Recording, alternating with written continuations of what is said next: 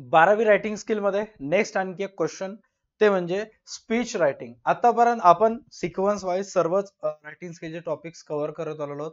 Last video मध्ये आपण interview discuss केलं होतं. आजच्या ह्याच्यामध्ये आपल्याला डिस्कस करायचं या व्हिडिओमध्ये स्पीच.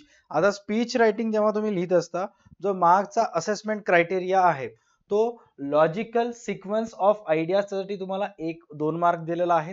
सुरुवात जशी करता तुम्ही तुमच्या भाषणाची सुरुवात इंट्रोडक्शन साठी 1 मार्क आणि कन्क्लुजन जो भाषणाचा निरोप तुम्ही करत असता त्याच्यासाठी 1 मार्क दिलेला आहे. ओव्हरऑल 4 मार्क तुम्हाला असतात. आता मोस्ट ऑफ टाइम जे की ऑल ओव्हर इंडिया मध्ये एक्झाम्स वगैरे होत असतात, सीबीएसई पॅटर्नचे असू दे, आयसीएसई बोर्डाचे असू दे, या 5 वर आतापर्यंत खूप वेळेस प्रश्न विचारण्यात आलेला आहे आणि यावर्षी सुद्धा विचारण्यात येऊ शकते.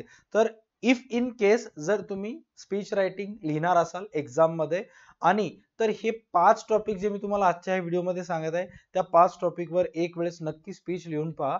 भलेही एक्झाम मध्ये ह्या 5 टॉपिक पैकी एखादा टॉपिक आला नाही, बट जोही टॉपिक तिथे येईल त्या टॉपिक मध्ये लिहित असताना तुम्हाला सोपं जाईल, जेणेकरून तुमचे मार्क्स घटणार नाही. या व्हिडिओमध्ये सर्वात पहिलं जो स्पीच मी तुम्हाला प्रॅक्टिससाठी देईन तो असेल, the supervisor of your class is going to retire after 28 years of service in your college. तुमच्या कॉलेजमध्ये जो सुपरवायझर आहेत, पर्यवेक्षक आहेत, जे निरीक्षण वगैरे करत असतात, तर ते सुपरवायझर रिटायर होणार आहेत. You have been selected to deliver speech आणि तुमची नियुक्ती त्यांच्या फेअरवेल फंक्शन जो असतो, निरोप समारंभ त्या पर्टिक्युलर शिक्षकाचा किंवा सेवानिवृत्तीचा जो कार्यक्रम असतो त्या सेवानिवृत्तीच्या कार्यक्रमामध्ये तुम्हाला फेअरवेल स्पीच द्यायचा आहे. निरोप समारंभाचा तुम्हाला त्यांना स्पीच द्यायचा आहे. तर ते देत असताना जो फेअरवेलचा कार्यक्रम आहे तो कोणामार्फत अरेंज करण्यात आलेला आहे? Farewell function arrange by the college staff and the students. कॉलेजचे जे कर्मचारी आहेत आणि विद्यार्थी आहेत त्यांच्या मार्फत या कार्यक्रमाचं आयोजन करण्यात आलेलं आहे आणि तुम्हाला तिथं त्या सर्व विद्यार्थ्यांना फेअरवेल त्या संबंधित शिक्षकासाठी सुपरवायझरसाठी तुम्हाला फेअरवेल स्पीच द्यायचं, राईट. आता ते देत असताना तुम्हाला 120 शब्दामध्ये तुम्हाला समारोप करायचा आहे, पूर्णच्या पूर्ण 120 शब्दामध्ये. तर हा एक क्वेश्चन व्यवस्थित मी तुम्हाला सजेस्ट करेन की प्रॅक्टिस करा. नेक्स्ट जो तुमच्यासाठी क्वेश्चन असेल तो म्हणजे all over the world there is a growing awareness about the problems of climate change. Your college is observing earth day. आता जगामध्ये जो ग्लोबल वॉर्मिंग जो आहे, पृथ्वीची जी उष्णता आहे ते वरचेवर वाढत आहे आणि त्यामुळं तुमच्या कॉलेजमध्ये या विषयावर जागतिक वसुंधरा दिवस, ज्याला आपण अर्थ डे असं म्हणतो, राईट, 22 एप्रिलला तो साजरा करण्यात येणार आहे आणि त्या दिवशी तुम्हाला स्पीच द्यायचा आहे आणि ते स्पीच देत असताना तुम्हाला कशाबद्दल माहिती सांगायची आहे? तुम्हाला growing awareness about the problems of climate change. आता हे याबद्दल किंवा पर्टिक्युलर टॉपिक बद्दल माहिती सांगत असताना तुम्ही काय सांगू शकता की ह्याचं प्रॉब्लेम्स काय आहे, जमिनीची धूप होण्याचं कारण काय आहे, किंवा पाऊस खूप भागात कमी पडत याचं कारण तुम्हाला त्याच्यामध्ये मेन्शन करायचं आहे. त्याचबरोबर उपाय सुद्धा सांगायचे आहेत की आपण जितके जास्तीत जास्त झाडं लावलं ते आपल्यासाठी चांगलं असेल. पाणी जो आहे तो आपण वेस्ट न जाता किंवा समुद्रामध्ये न जाऊ देता जो समुद्र सपाटीपासून उंचीवरचा भाग आहे किंवा समुद्रापासून व्यतिरिक्त जो जमिनीचा भाग आहे, अशा ठिकाणी जर जास्तीत जास्त पाणी ट्रेंचेसच्या साहाय्याने तुम्ही जर मध्ये जाऊ दिलात तर कुठं ना कुठं पृथ्वीवर जो भूभागातील जलसाठा असतो तो कुठं ना कुठं वाढतो आणि मग पृथ्वीचं जो उष्णता असते कुठं ना कुठं ग्लोबल वॉर्मिंग कमी होत असते. अशा अनेक विषयावर तुम्हाला त्या स्पीच मध्ये माहिती द्यायची आहे, बट जास्त न लिहिता 120 शब्दामध्ये तुम्हाला मॅटर क्लोज करून टाकायचा आहे. नेक्स्ट जो क्वेश्चन मोस्ट ऑफ टाइम विचारला जातो तो म्हणजे your college NCC unit has undertaken a cleanliness drive in your town. Prepare a speech that you would give as a NCC captain. You can use the following points. तुमच्या NCC प्रत्येक कॉलेजमध्ये जे NCC असते त्या एनसीसीच्या team मार्फत, cadets मार्फत cleanliness drive, स्वच्छता अभियान कार्यक्रम तुमच्या शहरामध्ये आलेला आहे. त्या सर्व विद्यार्थ्यांमार्फत जे एनसीसी मध्ये आहेत ते साफसफाईची मोहीम राबविणार आहेत.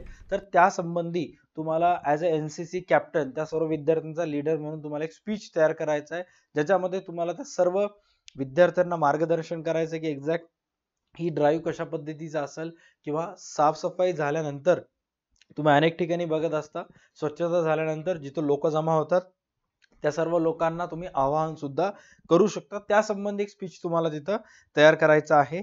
आणि ते तयार करत असताना काय काय पॉईंट्स त्याच्यामध्ये ऍड करायचे चेक करा.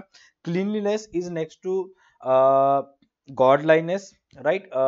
Godliness, right? My bad. Cleanliness is next to godliness. Need and importance of cleanliness. Effect of unhygienic conditions, diseases and pollutions. Next तुम्हाला इथे सांगण्यात आलेलं आहे की suggestions and concluding the speech. आणि अशावर ह्या 3 टॉपिकवर डिस्कशन झाल्यानंतर तुम्हाला शेवटी समारोप करायचा आहे. त्याच्यामध्ये तुम्हाला suggestions and concluding the speech तुम्हाला मार्गदर्शन करायचे आहेत, काही सजेशन्स त्यांना सूचना द्यायच्या आहेत आणि मग तुम्हाला स्पीच तिथं एंड करायचं. बघा आता हे छोटे छोटे जे पॉइंट्स असतात ते मॅटर कुठं ना कुठं मॅटर करत असतात. आता भलेही मी इंग्लिश बद्दल फक्त या आपल्या युट्यूब चॅनलवर जास्त आतापर्यंत व्हिडिओ झाले नाहीयेत, पण जेही व्हिडिओज मी सांगत आहे त्याच्यामुळे कुठं ना कुठं तुमच्यापैकी मॅक्सिमम जणांना माहिती आहे की बाबा इंग्लिशमध्ये अशा प्रकारचे प्रश्न येऊ शकतात.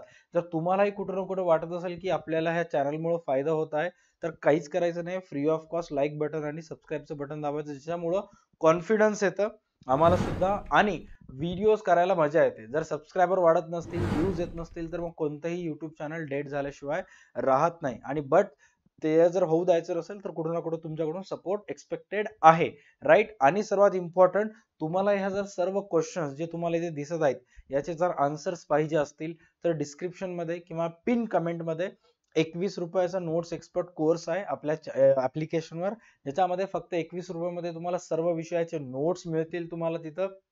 त्याचबरोबर प्रॅक्टिस पेपर्स मिळतील. तुम्ही आर्ट्सचे असू द्या किंवा कॉमर्सचे असू द्या, आर्ट्सच्या सर्व विषयाचं अवेलेबल आहे, कॉमर्सच्या सुद्धा सर्व विषयांचे नोट्स आणि प्रॅक्टिस पेपर्स तिथं अवेलेबल आहेत. नक्की एक वेळेस तुम्हाला ते जाऊन कोर्स परचेस करायचा आहे. All right. नेक्स्ट स्पीच जे तुम्हाला इथं मी सजेस्ट करेन ते असेल, imagine that as a part of Republic celebrations, Republic Day celebrations, your college has organized an elocution competition.